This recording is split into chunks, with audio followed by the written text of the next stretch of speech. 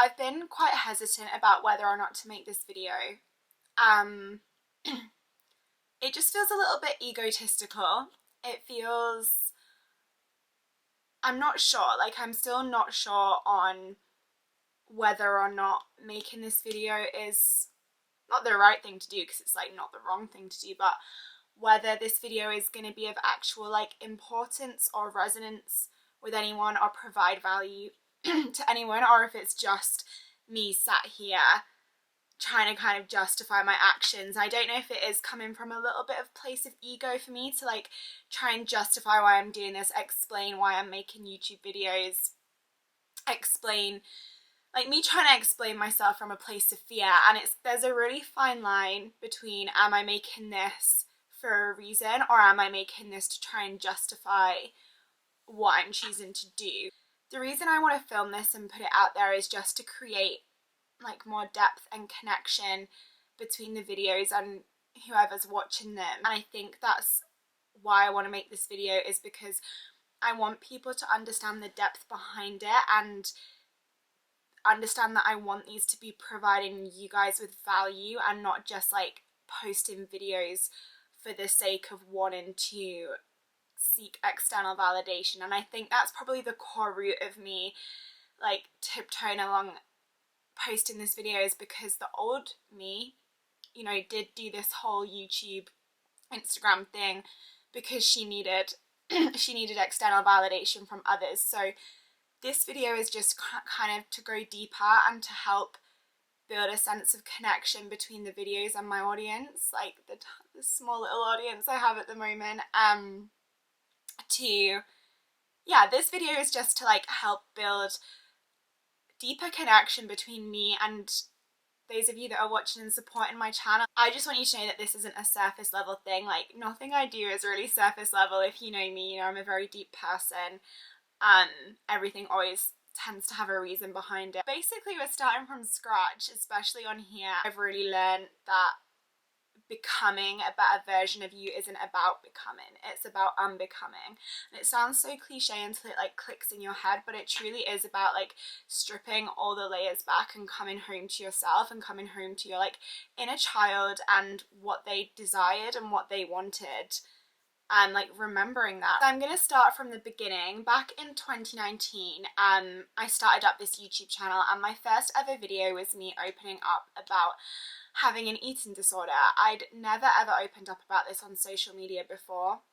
A lot of my friends didn't know it was something I'd been through, because in 2019 I was still very, very much in the depth of it, but you couldn't tell that from a bystander's perspective. You know, I was a healthy body weight, but in reality I was bulimic, I was binge eating.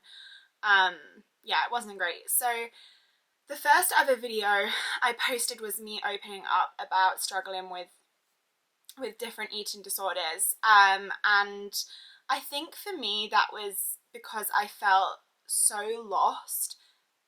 It was me maybe trying to seek that therapy and that help and support and guidance. Like I'd come so far, yet I still wasn't healed, and I was still struggling every single day with food. And I think for me, posting that video, although I did have a certain amount of value to add to people still going through it, it was kind of a little cry for help. Like, guys, I'm still struggling. Like, I might not be a size 0 anymore, I might have put on weight, but I'm still struggling. Someone please help me.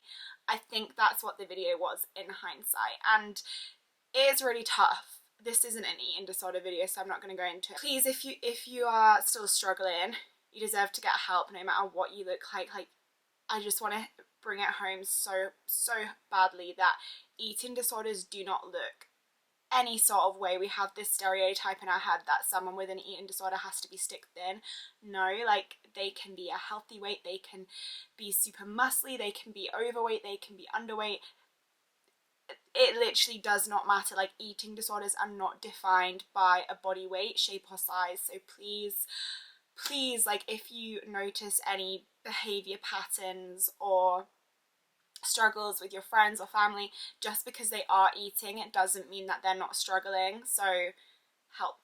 But yeah, that's how this whole YouTube thing started. And to me, although it was a cry for help, that was very authentic. And then I think I think I got a little bit embarrassed. I think it took a lot of courage to post that video, and although so many people reached out, I think it was a little bit overwhelming, and I didn't know what to do.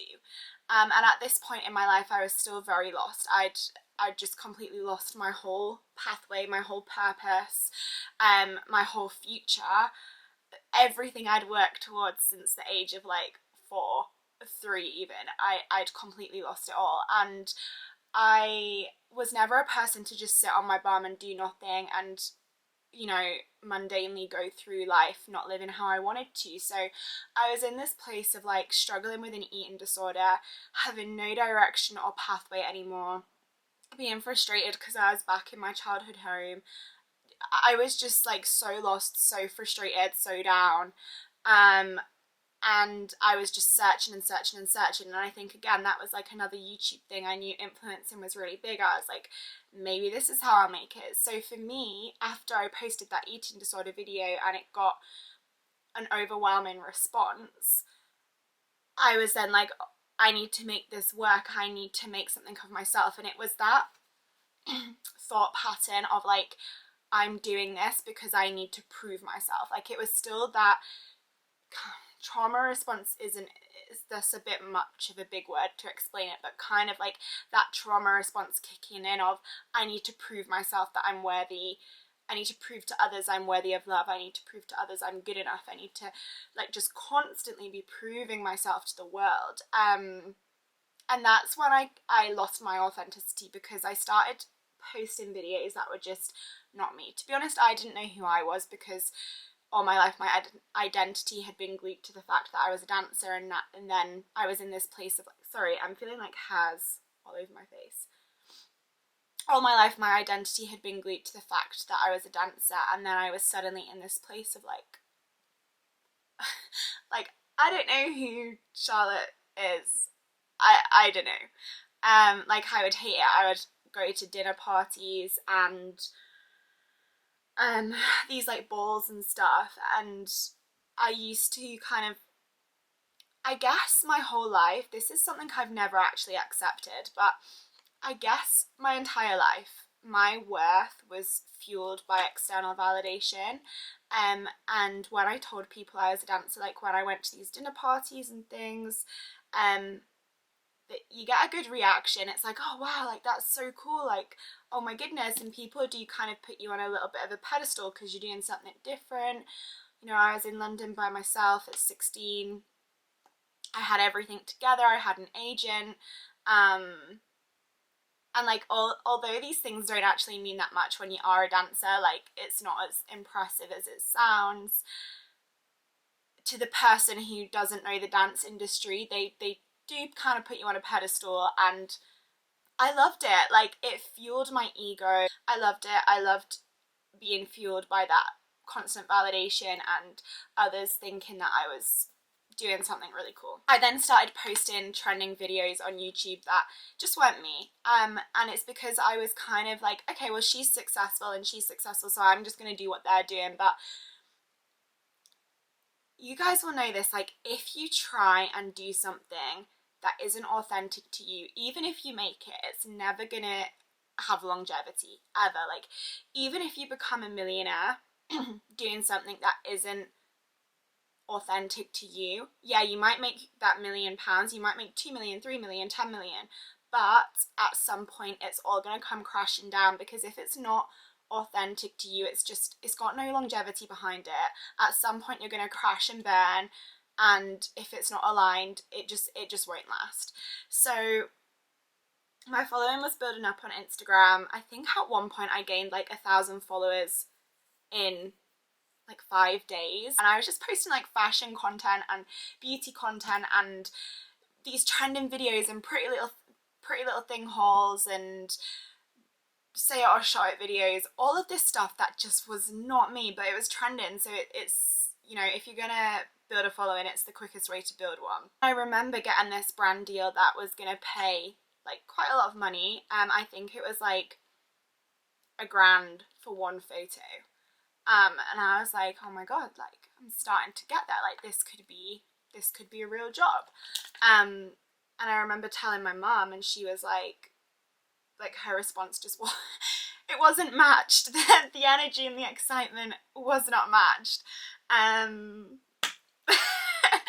remember being so proud of myself, and she was just like, I literally told her, I was like, oh, how cool, like this brand's offered me this for a photo on Instagram. And she was like, Charlotte, you're not being yourself. And it did really hit me. Like at the time I retaliated, and I was like, why can't you just be proud of me, like blah blah blah. But then I remember thinking about it that night and being like, I don't want to do this, like I want to back off. And I declined the deal, and yeah, like just kind of stopped posting, stopped the content that I was putting out, and started to try and veer it more towards content that was authentic to me. Like I said, I'm trying to make this short and sweet, so I think I delve into this story more on my podcast, which I'll put on the screen, so like go and flick through the episodes, I'm sure you'll find it. But basically that just like unraveled my whole stream of thought in my mind of being like, you have been a dick, like you have been so inauthentic to yourself, and it made me start this journey of like, right, I want to find me. And it sounds so cliche, and I think everyone goes through this where they lose themselves and then they go on a journey of like finding themselves again. But that's where I got to a point in my life where I wasn't bothered about external validation, because I realized I didn't like myself. And yeah, I did not care for this external validation anymore at all. Like I wanted to like me, I wanted to fall in love with myself again, and that was kind of like where all my energy was going into. And I just became even more obsessed with like self-development podcasts, spirituality, yoga, meditation, all of this stuff. I was just being like a sponge and soaking it up every single day, and that led me to getting my first coach, which I did at the start of this year. My journey since then, but especially since the start of 2022, has been all about coming home to my authenticity and my inner child. And I invested in my coach this year, which was £750 a month. A lot of people might watch this video and be like, what the fuck, like that's a mortgage. But to me, I was in such a dark place that meant more to me than anything. Like finding myself again, finding who I was again, and being able to live with like authenticity and love for myself, which I had never had, by the way, like ever. Like my love for myself had always been fueled by other people approving of me. I never just had that like unconditional approval of myself and that unconditional love and support for myself, which actually makes me a bit emotional. Like that is so sad that I never just held myself fully and was like, you're good enough, like stop this, like you are good enough no matter what anyone else thinks. And it's so hard. Like all these things I'm saying are so cliche, and because they're so cliche, it's easy to just like bypass them and move on. But when you actually sit and think about it and deep it, it's like, wow, like you really need to learn to give yourself unconditional love before you continue with anything else. So yeah, I went on this journey with my coach this year, and it changed my life, like it truly did. And there were so many things I learned and so many perspectives I had about life that were flipped by being part of this container. This year just became all about like nurturing my inner child, stripping back the layers. Even little things like I've noticed this year, I have been to London once, which was for an interview. It's kind of putting yourself in those different environments. Like for me this year, I've really come home to the fact that I love hiking, I love nature, I love being adventurous and outdoorsy. And I'd completely like left that part of myself back in 2010, because I was becoming this like city girl, cocktail bar, dresses and heels type person, because I thought that's what I should be. And although there is definitely a part of me who loves that, I'd completely forgotten about this other part of me who loves camping in the outdoors and not wearing makeup and just not caring as much. So my whole thing about this year was stopping surviving and starting to allow myself to actually live again. Like, I'd done a lot of healing work, I'd spent a lot of time with my emotions, and I was used to living a life where I was pushing myself every single day, like physically and mentally. I was out of my comfort zone every single day my entire life. And then since 2019, when I came home, I kind of felt like I've just been surviving. Like, I tried to travel Asia, the pandemic hit. I tried to do a ski season, and the pandemic stopped that as well. And then I just fell into like this work that doesn't set my soul on fire. And then the past year I've been sat at a desk, and it's like I needed to start living.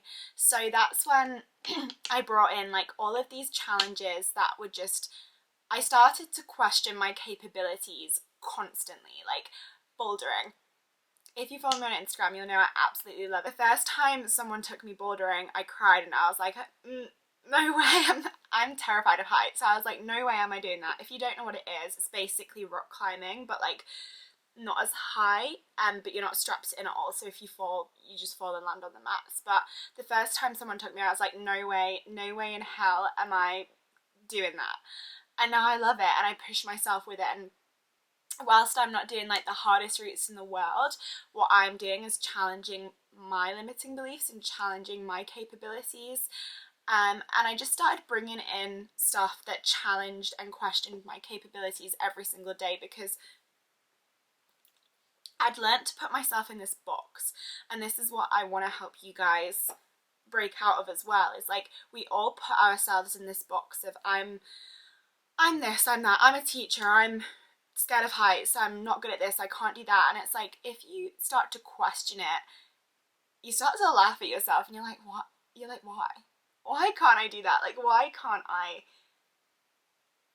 And it's just like, it's funny, it's like, why have I put myself in this box just because I'm scared? One of my favorite quotes, and I'm going to start to bring a lot of quotes into this video, is like, fear is temporary but regret is forever. And I literally just, I love that, because one of my friends said to me at the start of this year, actually, he was like, you might think in your head like you're not even halfway through your life, but we can't do the same. This is so simple, but I just never thought of it like this. We can't do the same things in the second half of our life that we can do in the first half of our lives. So another quote I'm going to chuck in here is, what is it? It's like, the scariest thing in the first half of our life is taking the leap, but the scariest thing in the second half of our life is having to live with the regret that we never took the leap. Once you start pushing outside of your comfort zone and outside of the boundaries that you've put on yourself, you start to feel like you're actually living. I want to use this channel and this platform to show people that you don't have to live a life you don't want to live.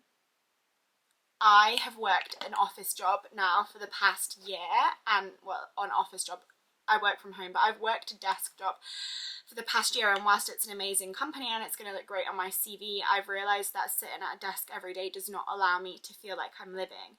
And I watch these YouTube videos, like, I'm going to put my favourite channels on the screen because they've truly inspired me that you don't have to live a conventional life, you don't have to live the life that you're brought up to believe, you know, especially in this day and age, like especially our generation, we have so many doors open, but you need to choose the doors that you want to unlock. Like, you're the only one that can unlock these doors, other people can't do it for you. Isn't it so fun to not put this cap on our lives and be like, I don't know what's going to happen in 4 years, like I'm just going to explore every single option and decide which ones I like and which ones I don't like. The angle might be a bit different because I just had to change my SD card, but I feel like this is a tragic angle anyway. Like, my jumper's literally making me look like the Hulk, but anyway, I really hope this video is adding some sort of value. I feel like it's super egotistical, like just putting a whole chatty video out there about my life and what I want my message to be when, like, I don't even have a big following, but that's, again, my ego getting in the way, I don't know. I decided I wasn't living, and something I'd always told myself my entire life was I'm not a runner. That has been one of my main like negative limiting beliefs, is that I'm not a runner, I can't run. The furthest I ran before this half marathon training was 2 10Ks my entire life. And I wanted to defeat that limiting belief, so I did. And I think that's the really important message I want to drill home in this, is like, question your capabilities. That for me was like scary. Like, the half marathon is in 4 days. I'm terrified. Like, I know I can do it. Like, I know I'll do it. It might not be in a good time, but I'll finish it. But I never thought I'd do this, and I think it's so sick that, like, if you told me I was doing this even this time last year, I'd have been like, that's a funny joke, because I wouldn't have believed you, because I'd put such negative, I just wouldn't have believed you. I wouldn't have thought that that was something I could ever achieve. Take something that makes you scared and just do it, and it might take you a year to complete it. Like, this half marathon, for example, my sister is a runner. I think she's done like 2 long runs. She's not really trained for it, whereas I've had to be on like a 3-month training program, because I know otherwise I would have been scared and not wanted to do it. So it's just so fun, and like life gets so much better, and you feel like you're actually living when you like tick stuff off rather than just subconsciously going through the same every day. Like, just get up and do something that you're going to be proud of yourself for, and reconnect with that like pure innocent child that just knew they could do everything, because that's truly who we are at our core. Is like, do you remember when you were a kid and you just knew you had all these big dreams and you just knew you could do anything? We all lose that part of ourselves, and it's so important to consciously cultivate that part of ourselves back. So anyway, I want this platform to be a space where like the things I'm doing inspire and push people to question how they're living, to question how they want to live their lives, and to inspire people to go after their dreams and goals. And I feel like I'm not voicing it very well. Like, I think this whole video just hasn't been voiced very well, to be honest. I think it's because it's like such an important message for me that I'm just getting overwhelmed, and there's like so much I want to say, but hopefully it'll just gradually come out throughout videos. But yeah, basically I have a quote that like really relates to what I want to help people with, and I think it's by a guy called Oliver Wendell Holmes, and he quoted that most people die with their magic still inside of them. That's what I feel like now my core purpose is to help people not die with their magic still inside of them, and to help people live their lives to their full potential and like fully explore everything they can do, because it's just so sad how many people just survive and not actually live and thrive. And yeah, I just really, really hope this channel is a space that can help spread that message of like actually living, whatever that may look like or mean to you. Just because you have a message that you want to share with people, it doesn't mean that you have to be a coach.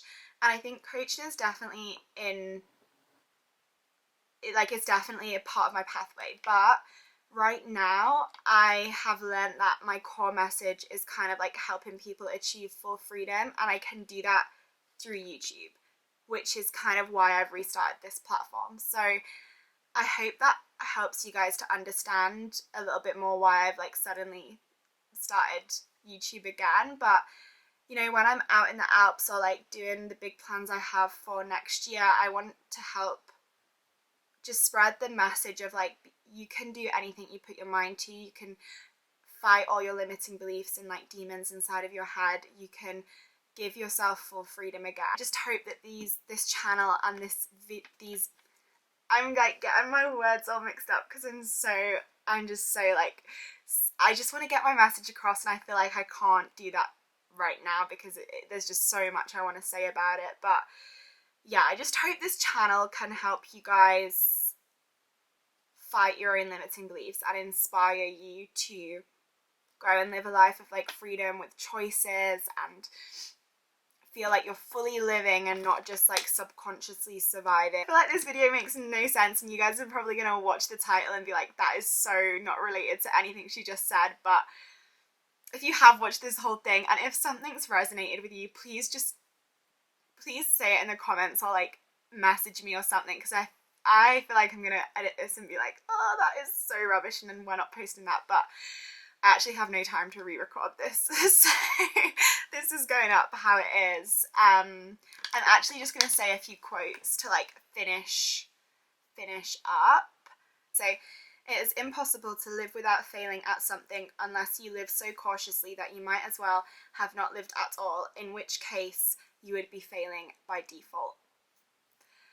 I just think that's such an important quote, and yeah, I really hope this video has made some sort of sense. I know the title is just not related to this in any way, shape or form. But please just let me know if it's like resonated with you, or if some you've taken, just please let me know like positive thoughts, because I feel like this is such a pointless thing to be putting out there, but at the same time, whatever. Anyway, you guys know what you want to do. If you want to stick around. I don't know where I'm going to stick this in the video, because I've just realised getting into the car now that I didn't address eating disorder recovery at all in that video. And one thing I just really quickly want to say about it is that it's individual to each person's journey, but doing the half marathon has really helped me with my eating disorder journey and recovery, because I think even when you're fully recovered, this is my experience anyway, because I would say I'm pretty much fully recovered now, you still have bad days, or you still have kind of voices in your head some days that you have to fight off, but it's like they get quieter and it gets easier to fight them. So it's like I would say every single day, maybe not every single day, I'd say some days I have thoughts in my head to like skip breakfast or lower my calories or start a new diet, but they're so quiet and I can so easily brush them off now that like my actions never reflect those thoughts and they don't affect my emotions. And what has really helped in this half marathon is that when those thoughts have come into my head, I'm like, well, that's stupid, because how are you gonna run 21k on no food? Like, how are you gonna run that if you're weak? So a big question that I have been asked a bit in my Instagram DMs is like, has this not triggered your eating disorder? Has this not made you like, you know, because I have my watch on when I'm running, it's telling me how many calories I'm burning and stuff like that, hence why I never put those pictures on social media. But it's like, no, it's actually done the opposite. It's helped me heal more, because I know that if I don't feel my body, there is no way I'm going to be able to do this run. So I just wanted to come on and say that quickly.